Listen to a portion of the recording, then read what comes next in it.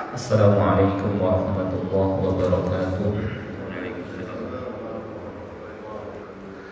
Alhamdulillahi rabbil alamin wal aqibatu lil muttaqin wa la udwana illa 'alal zalimin. Asyhadu an la ilaha illallah al-malikul haqqul mubin wa asyhadu anna Muhammadar rasulullah shadiqul wa'dil amin.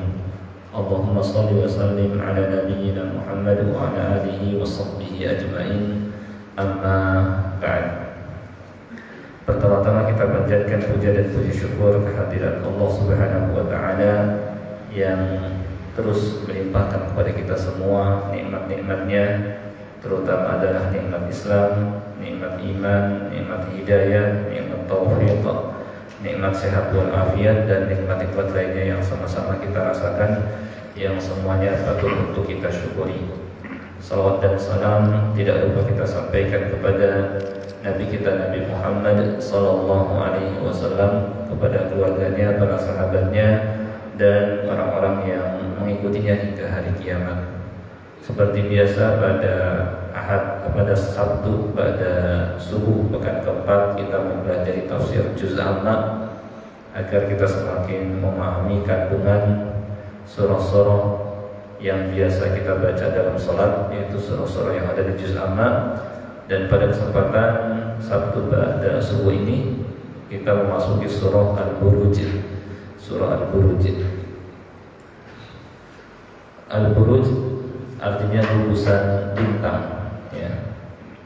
Surah ini surah yang ke-85 urutannya dalam mushaf, dan jumlah ayatnya 22 ayat, dan tergolong ke dalam surah-surah Makkiyah yang turun sebelum Nabi Sallallahu Alaihi Wasallam hijrah ke Madinah. Ya.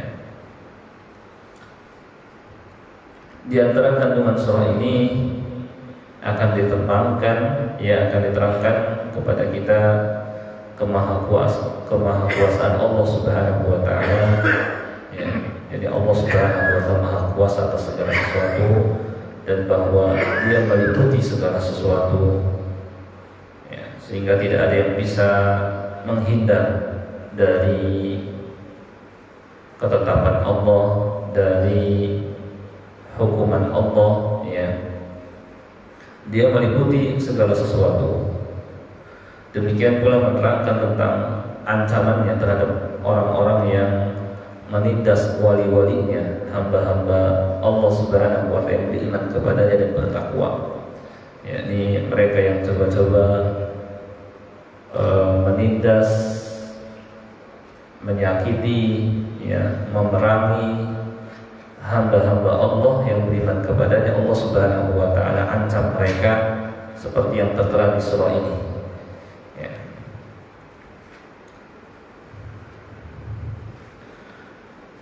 Ayat 1 sampai 9 ini masih pengantar. Allah Subhanahu wa ta'ala bersumpah, ya, dengan langit yang memiliki gugusan bintang, demikian pula dengan hari kiamat, bahwa orang-orang yang menindas hamba-hambanya yang beriman, mereka akan dibinasakan. Dan di sini terdapat isyarat bahwa orang-orang yang menentang Nabi Muhammad sallallahu alaihi wasallam dan orang-orang yang beriman kepada beliau, para sahabat radhiyallahu anhum, juga akan mengalami kehancuran, akan dibinasakan sebagaimana dibinasakan orang-orang yang terdahulu ketika menentang para rasul. Saya akan bacakan terlebih dahulu ayatnya. A'udzu billahi minasy syaithanir rajim. Bismillahirrahmanirrahim. Was-samaa'i dzatil buruj wal yawmil maw'ud wa syahidin wa mashhud. Qutila ashabul ukhdud an-nari dzatil waqud idhum 'alayha qu'ud وهم على ما يفعلون بالمؤمنين شهود وما نقموا منهم إلا أن الذي له ملك السماوات والأرض والله على كل شيء شهيد. Ya. Bismillahirrahmanirrahim. Was-samaa'i dzatil buruj. Demi langit yang mempunyai gugusan bintang. Maksudnya adalah bahwa langit memiliki tempat-tempat atau posisi ya, benda-benda langit. Ada posisi matahari di mana tempat dia beredar. Demikian pula ada posisi bulan di mana dia beredar. Demikian pula bintang ya, yang berjalannya pun sama teratur dengan tertib. Itu maksud dzatil buruj. Dan ini menunjukkan sempurnanya kekuasaan Allah Subhanahu wa taala. Dia berkuasa menempatkan di mana tempat masing-masing benda-benda langit sehingga tidak bertabrakan. Juga menunjukkan rahmat Allah Subhanahu wa taala, luasnya ilmunya dan kebijaksanaannya. Menurut Al-Hafidz Ibnu Katsir, maksud buruj adalah bintang-bintang yang besar. Yakni Allah Subhanahu wa taala bersumpah dengan langit yang memiliki bintang-bintang yang besar. Ya. Sedangkan menurut Al-Minhal bin Amr bahwa dzatul buruj maksudnya adalah langit yang mempunyai formasi bentuk yang indah. Ya. Ini masih tafsir para ulama terkait dengan dzatul buruj. Bisa maksudnya ke arah tadi, punya posisi-posisi tempat-tempat beredar benda-benda langit. Bisa maksudnya memiliki bintang-bintang yang besar. Sedangkan menurut Ibnu Jarir At-Tabari bahwa buruj adalah posisi-posisi matahari dan bulan.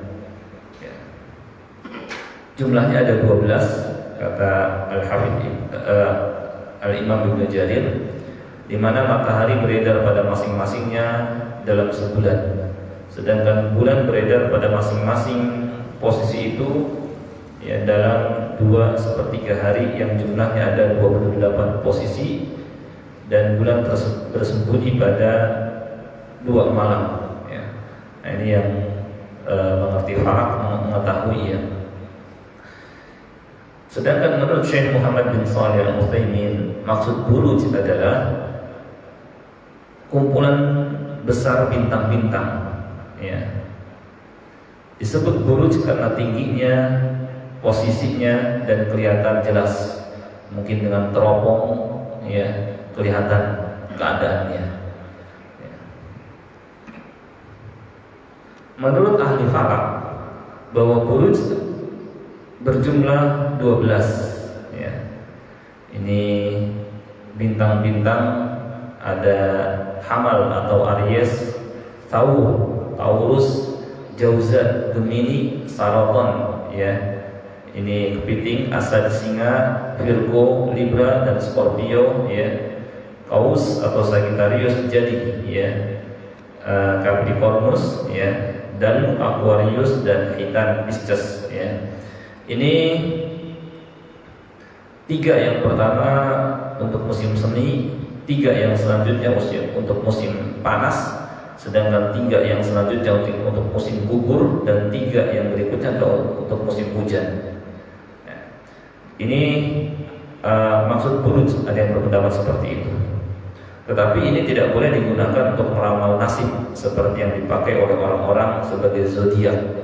Nah, ini hukumnya haram, termasuk syirik. Itu hanyalah yakni penempatan Allah Subhanahu wa taala terhadap masing-masing bintang-bintang ini.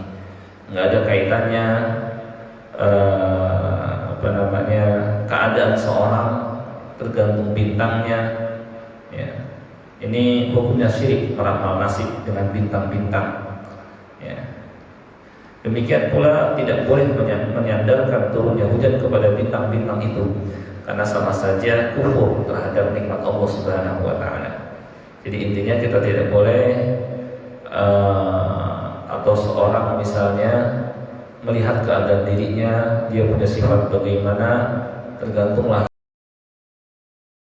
lahirnya pada bulan apa. Ya, ini sama saja meramal nasib ya dengan bintang-bintang dan hukumnya haram dan termasuk dosa besar. Ya. Kata Qatadah, Allah Subhanahu wa Ta'ala menciptakan bintang-bintang yang ada di langit itu untuk 3 hal. Jadi maksud Allah ciptakan untuk 3 hal saja. Pertama, zinatan lis-sama, sebagai hiasan buat langit ya, supaya kelihatan indah. Karena kalau tidak ada bintang-bintang, kayaknya suasananya ya kalau hanya ya kita lihat di malam hari hitam misalnya, atau ada kebiru-biruan, tidak ada bintang, tidak ada hiasan. Faedah yang kedua adalah sebagai alat pelempar buat setan yang coba-coba mencuri berita dari langit. Jadi dulu setan-setan ya ada tempat-tempat di langit, terkadang mereka berusaha untuk mencuri berita dari langit dan kemudian mereka menyampaikan kepada setan yang berada di bawahnya dan berada di bawahnya. Ya, maka dengan adanya bintang-bintang Allah Subhanahu wa Ta'ala timpakan setan-setan itu dengan bintang-bintang seperti dengan meteor seperti semacam itu ya. Dan yang ketiga faedahnya adalah tanda penunjuk jalan bagi musafir, mereka yang mengerti falak juga, mereka gunakan bintang-bintang sebagai tanda penunjuk jalan ke arah mana. Ya. Kata-kata ada barang siapa yang menyangka untuk selain itu, ya, menggunakan untuk selain itu seperti untuk meramal nasib, ya, atau untuk menengok kejadian permukaan yang ada di muka bumi ini dengan melihat bintang-bintang, atau menisbatkan turunnya hujan atau terjadinya sesuatu yang ada di permukaan bumi ini kepada bintang-bintang, maka ia telah salah, telah menghilangkan keuntungannya di akhirat dan membebani diri dengan sesuatu yang tidak diketahuinya, menyusahkan diri. Jadi tidak boleh menggunakan bintang untuk selain 3 hal ini, untuk hiasan. Jadi Allah ciptakan untuk 3 hal ini saja, tidak lebih, sebagai hiasan bagi langit supaya indah, sebagai pelempar setan bagi mereka yang coba-coba mencuri berita dari langit, dan yang ketiga sebagai penunjuk arah bagi musafir. Allah Subhanahu wa Ta'ala bersumpah dengan langit yang mempunyai gugusan bintang, dan Allah Subhanahu wa Ta'ala berhak bersumpah dengan makhluk yang Dia kehendaki. La yus'alu amma yaf'alu wa hum yus'alun, karena Dia tidak diminta pertanggungjawaban terhadap perbuatannya, terhadap ucapannya, firman-Nya. Tidak masalah Dia berbuat, dan Allah Subhanahu wa Ta'ala Maha bijaksana dalam tindakannya, dalam firman-Nya, dan Dia tidaklah bersumpah ya kecuali dengan sesuatu yang mungkin dianggap besar oleh manusia, dan memang di sisinya juga punya manfaat buat manusia ya. Dan Allah Subhanahu wa Ta'ala kuatkan pernyataan khobarnya dengan sumpah untuk menguatkan dan agar manusia memperhatikannya ya. Itu faedah dari sumpah, untuk menguatkan ya, dan untuk memperhatikannya. Yang perlu diperhatikan adalah bukan bendanya yang dipakai untuk sumpah, tapi isinya. Nanti akan diterangkan apa isinya. Nah, kemudian kita tidak boleh bersumpah dengan nama selain Allah Subhanahu wa Ta'ala ya, dengan benda langit kah ya, dengan benda-benda yang ada di muka bumi, dengan gunung, dengan dengan malam, dengan siang, tidak boleh ya. Kita hanya boleh bersumpah dengan nama Allah atau nama-nama Allah yang lain atau dengan sifatnya. Rasulullah SAW bersabda, "Man halafa bi ghairillahi faqad kafara wa asyrak." Barang siapa yang bersumpah atas nama selain Allah, maka sungguh dia telah kufur atau dia telah syirik. Ya. Kemudian Allah Subhanahu wa Ta'ala bersumpah lagi dengan makhluknya yang lain. wal yaumil mau'ud, dan demi hari yang dijanjikan. Apa yang dimaksud dengan hari yang dijanjikan ini? Maksudnya adalah hari kiamat, karena hari kiamat hari yang Allah janjikan akan tiba. Allah berjanji akan mengumpulkan pada hari itu semua makhluknya, baik yang dulu ya sejak zaman Nabi Adam alaihissalam sampai menjelang kiamat, akan dikumpulkan ya di tempat yang disebut dengan padang mahsyar. Dan bumi yang bulat ini akan Allah Subhanahu wa taala datarkan dan bisa muat untuk makhluknya manusia dari sejak zaman Nabi Adam sampai menjelang tibanya hari kiamat. Ya. Jadi maksud hari yang dijanjikan adalah hari kiamat. Wal yaumil mau'ud wa syahidin wa mashhud, demi yang menyaksikan, yang hadir, yang melihat, wa mashhud, dan demi yang disaksikan. Ya, nanti kita lihat di sini apa yang dimaksud dengan yang menyaksikan dan yang disaksikan. Pertama, syahid atau demi yang menyaksikan, maksudnya adalah hari Jumat. Jadi Allah Subhanahu wa taala bersumpah dengan hari Jumat. Ya. Ada pula yang menafsirkan kenapa disebut dengan hari Jumat? Ya, karena pada hari Jumat terjadi hari kiamat. Seakan-akan hari tersebut menyaksikan tibanya ya hari kiamat. Ada pula yang menafsirkan yang menyaksikan di sini ya termasuk diantaranya lebih luas lagi, bukan hanya hari Jumat, bahkan termasuk juga manusia, yaitu Nabi Muhammad SAW juga yang menyaksikan. Jadi Allah bersumpah dengan Nabi Muhammad SAW karena beliau akan menjadi saksi bagi umatnya ya, bahwa beliau telah menyampaikan risalahnya kepada mereka. Dan bisa juga yang dimaksud dengan saksi di sini demi yang menyaksikan adalah umatnya, karena umatnya juga akan menjadi saksi bagi umat-umat yang lain bahwa para nabi, para rasul alaihi wassalam telah menyampaikan risalahnya kepada umatnya.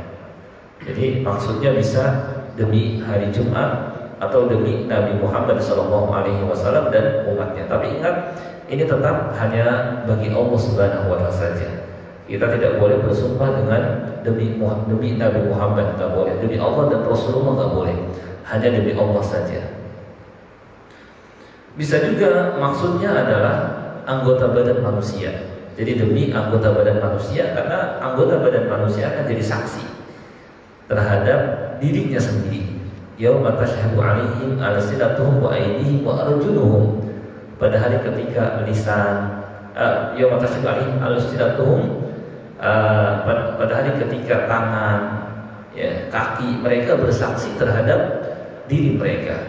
Ketika itu mulutnya ditutup, dikunci supaya tidak bicara dusta, maka yang jadi saksi terhadap dirinya adalah tangannya bisa bicara, kemudian kakinya bisa bicara ya.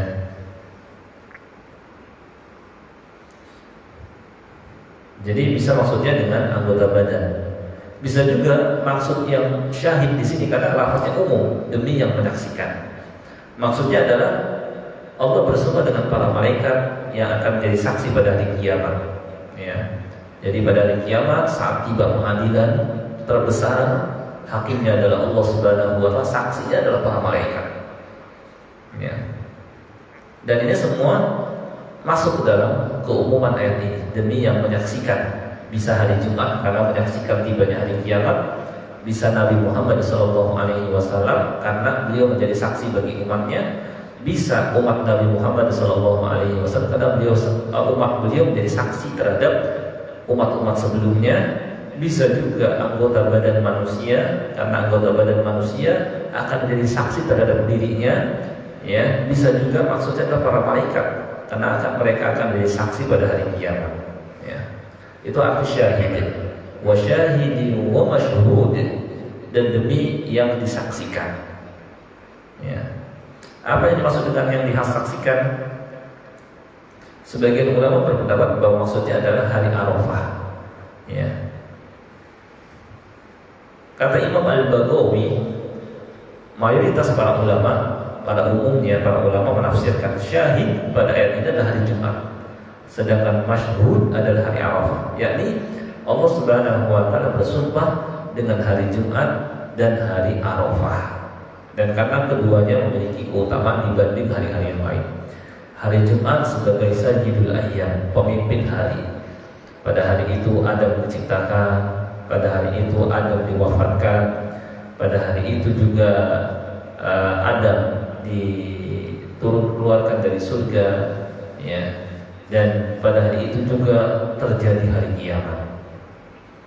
Sedangkan masyhud adalah hari Arafah, ya, karena pada hari Arafah, hari yang besar juga, Allah Subhanahu wa taala turun ke langit dunia dan Dia mengabulkan siapa yang berdoa pada hari itu. Ya, ketika manusia berkumpul seluruhnya dari berbagai penjuru dunia di Arafah, mereka melakukan wukuf, ya, mohon kepada Allah Subhanahu wa taala, berdoa dari setelah zuhur sampai tenggelam matahari dari berbagai tempat yang jauh, ya. Ketika itu Allah Subhanahu wa taala turun ke langit dunia dan mengabulkan siapa yang berdoa, siapa yang mohon kepadanya, gitu ya. Ini hari sehingga disaksikan dihadiri oleh para malaikat, ya.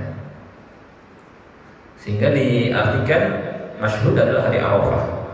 Hal ini disebutkan dalam hadis riwayat Tirmidzi dari Abu Hurairah radhiyallahu anhu, ia berkata, Rasulullah sallallahu alaihi wasallam bersabda, al-yaumul mau'ud yaumul qiyamah. Hari yang dijanjikan adalah hari kiamat.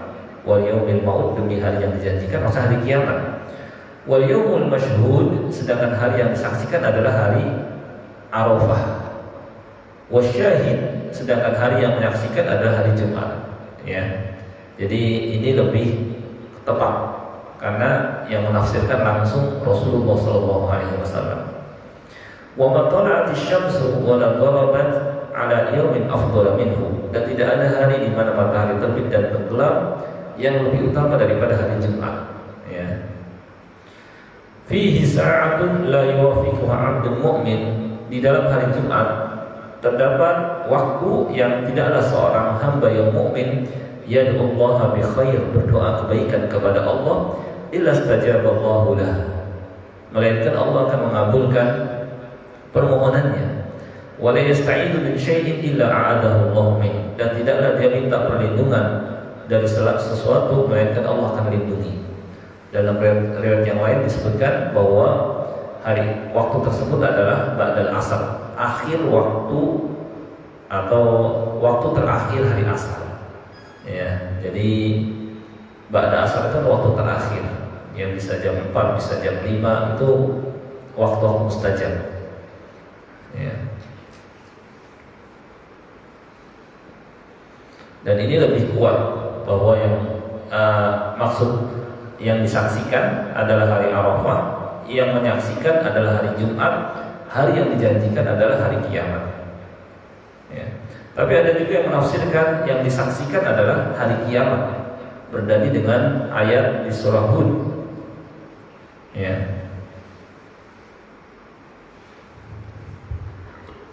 Yang bunyinya surah Hud ayat 103.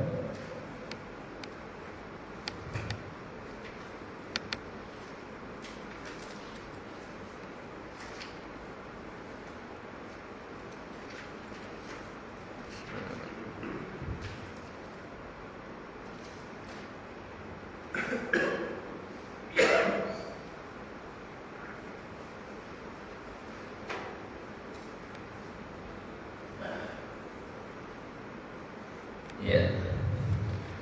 Kata Allah, inna fi dzalika laayatan liman khafa 'adzabal akhirah, dzalika yaumun majmu'un lahun nas wa dzalika yaumun mashhud. Sesungguhnya pada yang demikian itu benar-benar terdapat pelajaran bagi orang-orang yang takut kepada azab akhirat.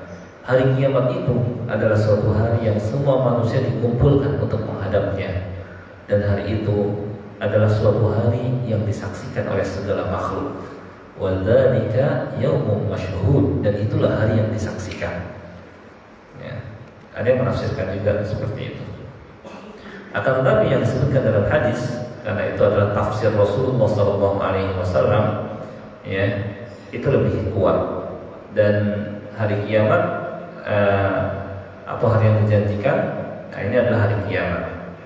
Ya.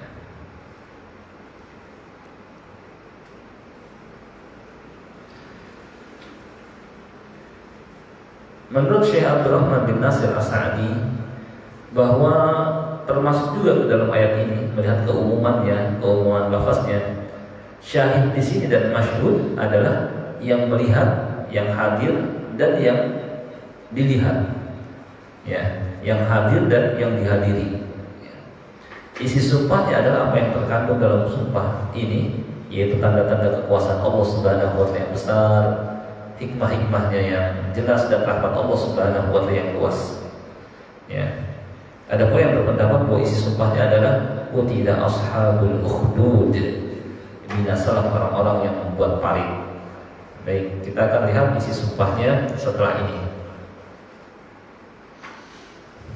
Qutila ashabul ukhdud, binasalah orang-orang yang membuat paling.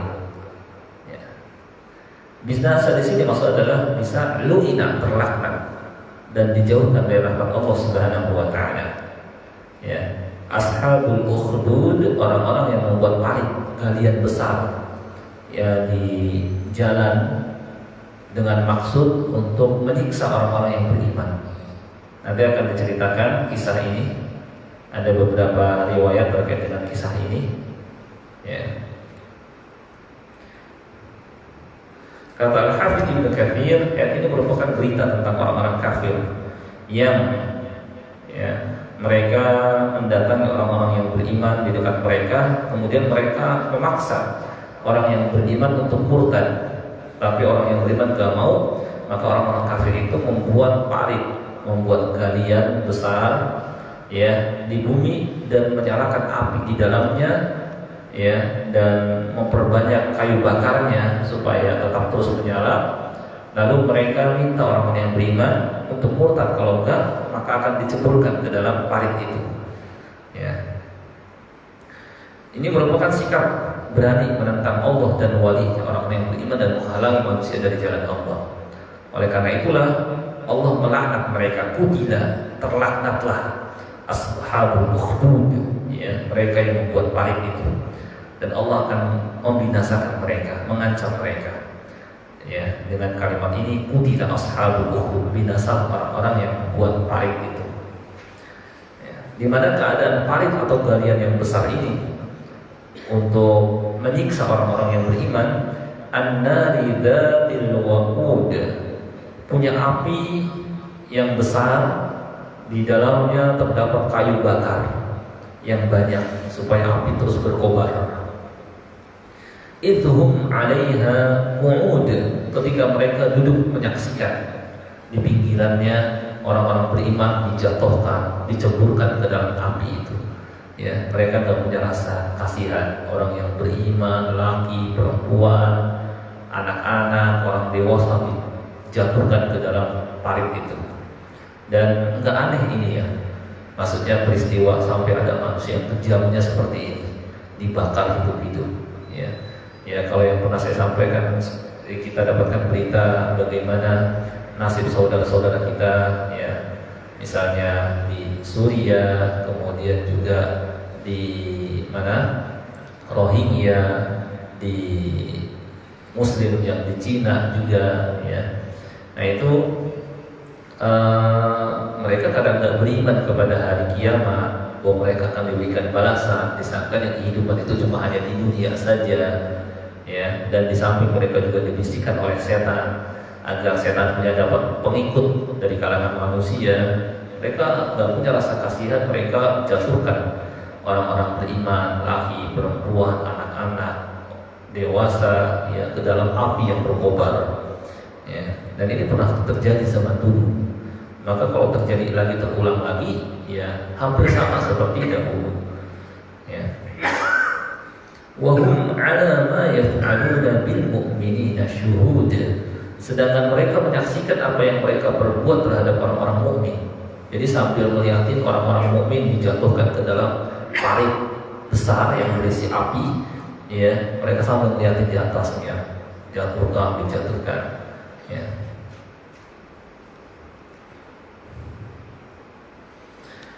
Kata Al-Hafidz Ibnu Katsir, sebentar,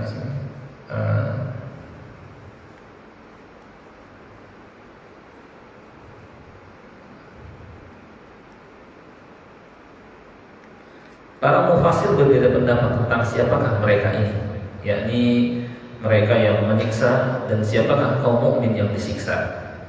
Ada yang berpendapat menurut Ali bahwa mereka adalah penduduk Persia ketika raja mereka bermaksud menghalalkan pernikahan dengan mahramnya, ya maka para ulama menentangnya.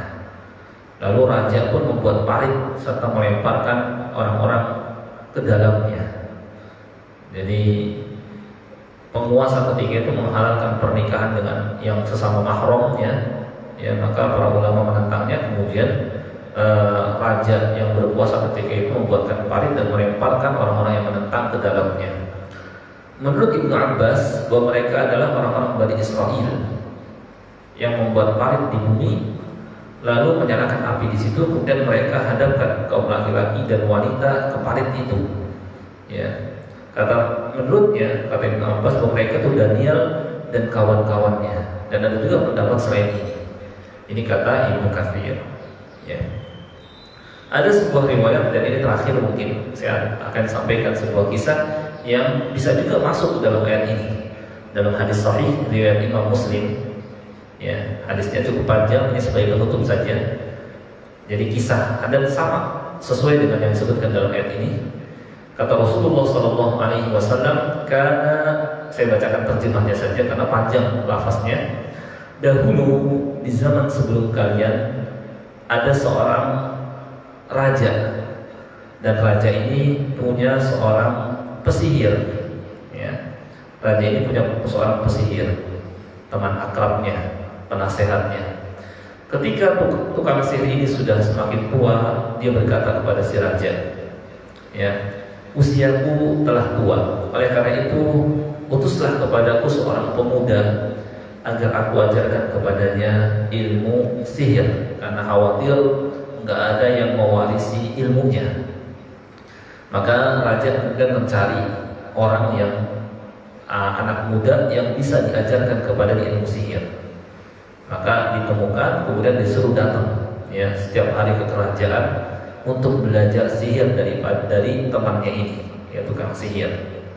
Tetapi si pemuda ini ketika menuju ke kerajaan, di jalan menuju ke tukang sihir, dia menemui seorang rahib atau ulama ketika itu, ya.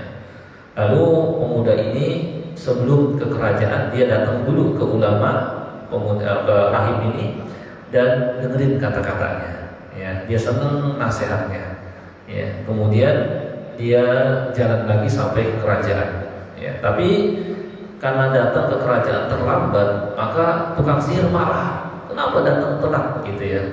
Akhirnya dipukul, diberikan hukuman karena datang terlambat, ya. Karena dia dengerin dulu nasihat rahib yang ditemui di jalan, di pinggir jalan. Maka karena dia sering datang terlambat ke pesihir, ya, dan dimarahin terus sama si pesihir, pemuda ini ngadu kepada si rahib, ya, supaya saya nggak dimarahin sama si pesihir, bagaimana cara solusinya. Maka rahib ini menasehatinya dan berkata, jika kamu takut dihukum pesihir, maka sampaikan keluargaku, ya, menahanku sehingga aku datang terlambat. Dan jika kamu takut kepada keluargamu karena datang terlambat, katakan tukang sihir menahanku di kerajaan sehingga pulangnya telat, ya. Ketika keadaan seperti ini, ya, dia datang sebelum datang ke kerajaan dengerin nasihat ulama ini, ya. Tapi antara dua yang dia datangi ini berbeda keadaan. Yang satu ulama atau rahib yang mengajarkan kebaikan, menyuruh untuk beribadah hanya kepada Allah, meninggalkan sihir, berbuat baik kepada orang lain. Pokoknya mengajak kepada agama yang hak. Sedangkan pesihir ini ya mengajak kepada kejahatan, ya, berbuat kezaliman, melakukan syirik dan lain sebagainya. Dia masih bingung antara dua keadaan orang ini, yang benar yang mana? Apakah nasihat rahib atau ulama ini, ataukah nasihat si pesihir? Di sisi lain, si pesihir punya kehebatan-kehebatan yang dia tunjukkan. Sedangkan rahib biasa saja, hanya berikan nasihat yang bagus, nasihat agama gitu. Dan ini membuat dia bingung mana di antara keduanya yang terbaik, yang harus dia pelajari dengan sungguh-sungguh.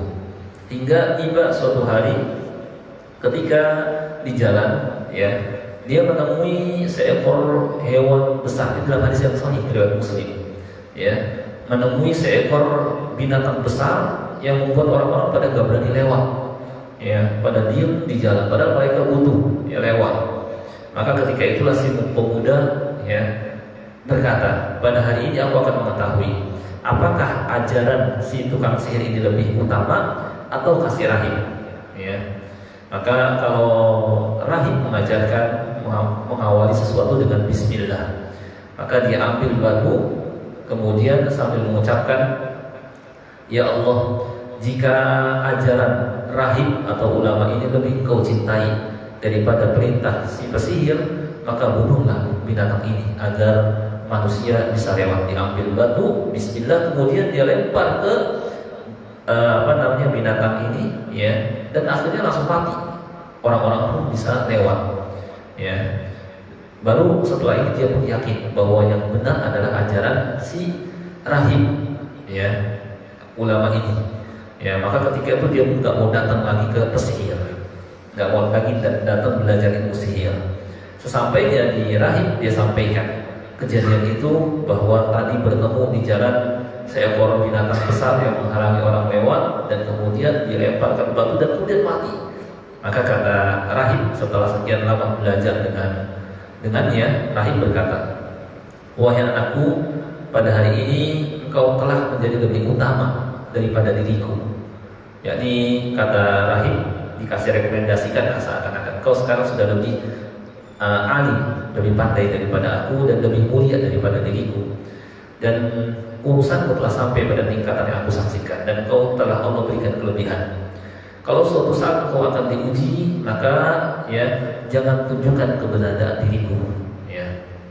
Nah ini selanjutnya dengan izin Allah, ya, pemuda ini Allah berikan karomah, bisa menyembuhkan orang yang matanya buta, bisa menyembuhkan orang yang sakit, yang sopak, yang belang badannya, dan semua penyakit disembuhkan dengan izin Allah, ya. Nah, hingga tersiarlah berita kehebatan pemuda ini. Oh, dia bisa menyembuhkan berbagai macam penyakit. Orang yang buta saja bisa sembuh, orang yang sopak saja, yang belang kulitnya saja bisa sembuh. Nah, ketika itu raja punya teman juga, ya, yang matanya buta, mendengar ada berita di satu kampung ada seorang pemuda yang bisa menyembuhkan berbagai macam penyakit, termasuk juga buta. Wah, dia senang sekali, dia ingin juga matanya sembuh. Maka diam-diam dia pun mendatangi si pemuda sambil menyiapkan banyak hadiah. Sesampainya di hadapan pemuda, dia berkata, apa yang ada di sini, ya, barang-barang yang ada di sini adalah hadiah untukmu, cuma dengan syarat engkau mau menyembuhkan butaku. Ya, kata pemuda ini, aku tidak bisa menyembuhkan seseorang, yang menyembuhkan adalah Allah. Jika engkau mau beriman kepada Allah atau masuk ke dalam Islam, dan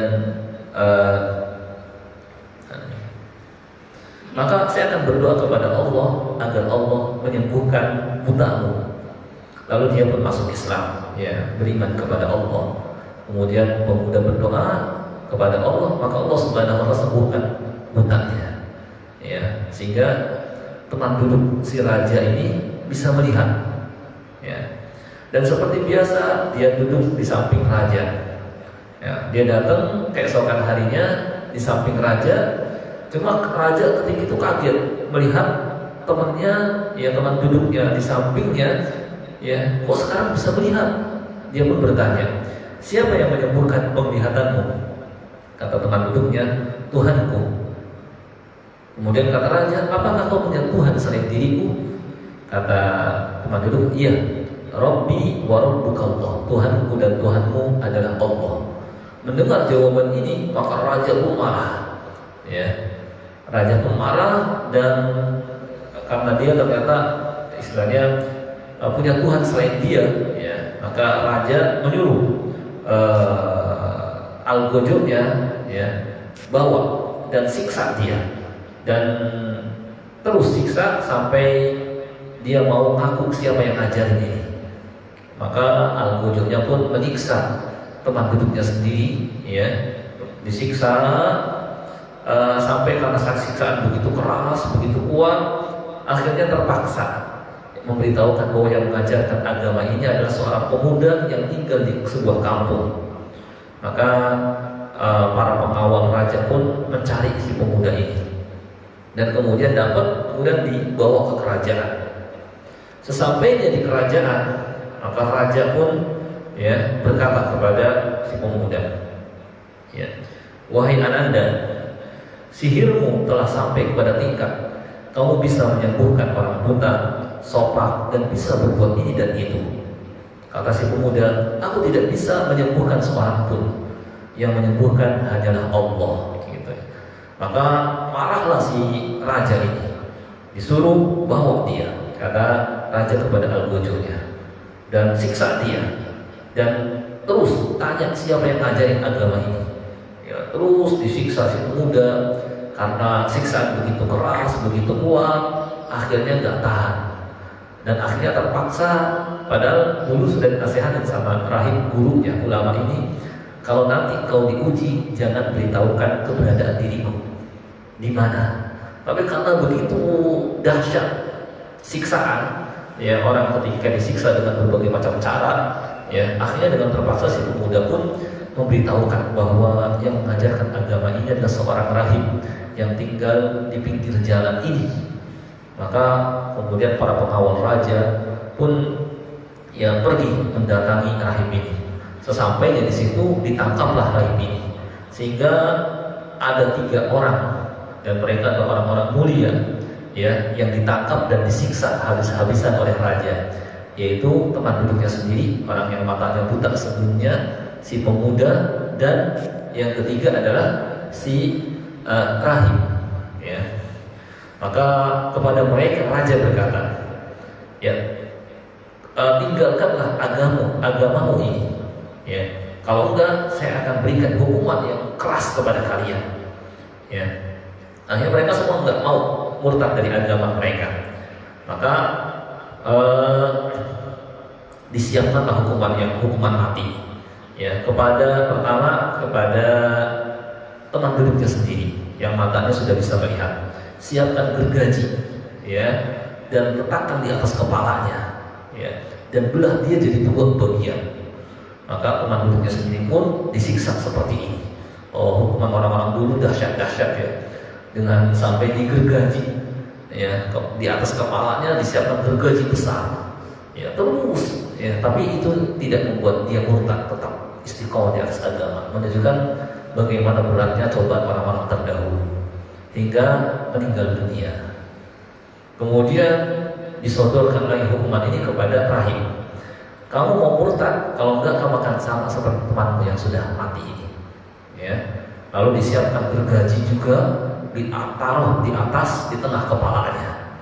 Maka rahib ini pun digergaji juga, ya, dan terbelah menjadi 2 bagian, meninggal dunia.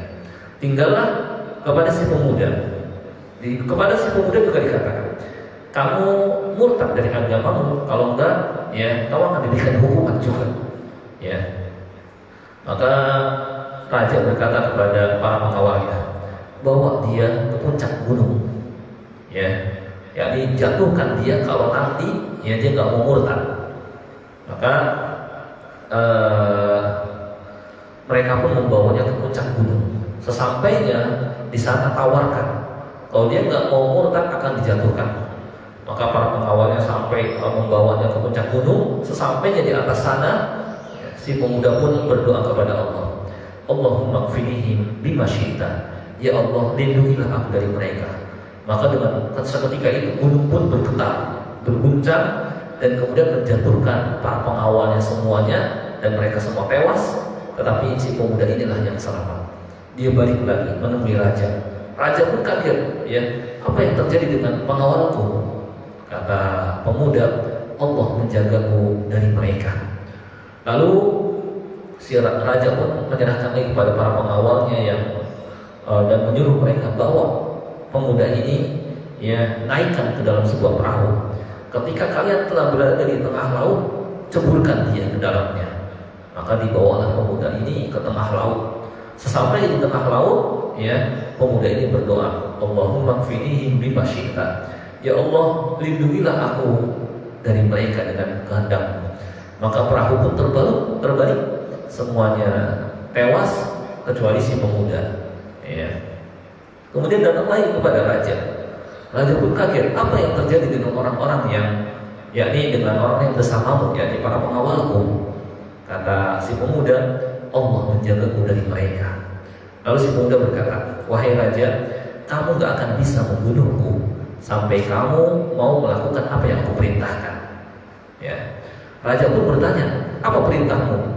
Kata si pemuda, kamu kumpulkan rakyatmu di satu lapangan yang luas, di tempat terbuka, lalu kamu salib aku di batang pohon.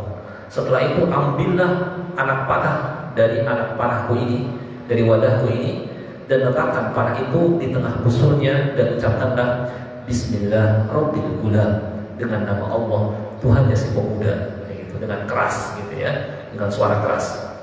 Maka karena raja ini ingin, ya, si pemuda ini mati, jangan sampai membuat rakyatnya menyembah selain dia, maka dikumpulkan rakyatnya, ya, dijanjikan mereka datang pada hari ini dan pada waktu, ya, ini, gitu ya, ditentukan kapan waktunya, dikumpulkan orang rakyatnya di tanah lapang terbuka. Ketika itu si pemuda pun disalib, ya. Kemudian diambillah panah dari wadah milik si pemuda, dan kemudian raja ini menyebutkan dengan suara keras, Bismillah Rabbil Gulam, dengan nama Allah Tuhannya si pemuda.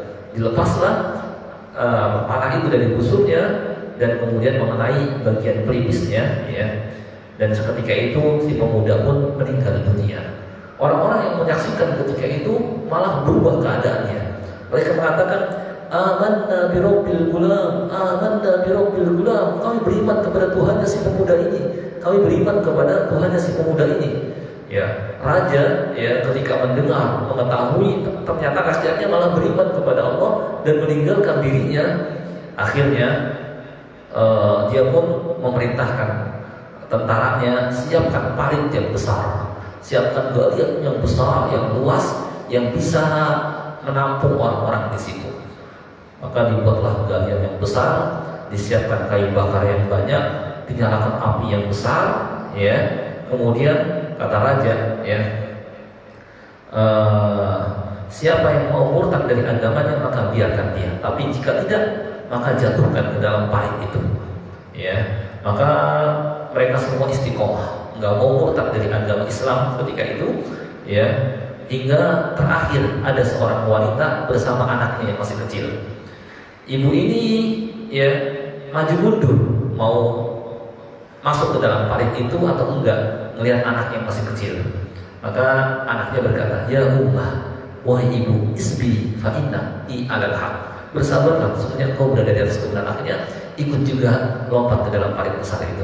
Nah, ini hadis ini terkait dengan ayat ini, ya. Allah mengancam kepada mereka yang menyiksa orang-orang yang beriman, qutila ashabul ukhdud, celakalah orang-orang yang membuat parit yang besar, galian yang besar untuk menyiksa orang-orang yang beriman, membakar orang-orang beriman, laki dan perempuan di dalamnya. Nah, ini menurut sebagian ulama bahwa ayat ini berkenaan dengan kisah ini juga. Wallahu a'lam. Saya kira ini yang bisa kita pelajari pada kesempatan sabtu ba'da subuh ini insyaallah mungkin kita lanjutkan pada kesempatan yang lain. Sebelum ditutup mungkin ada yang ingin bertanya, silakan.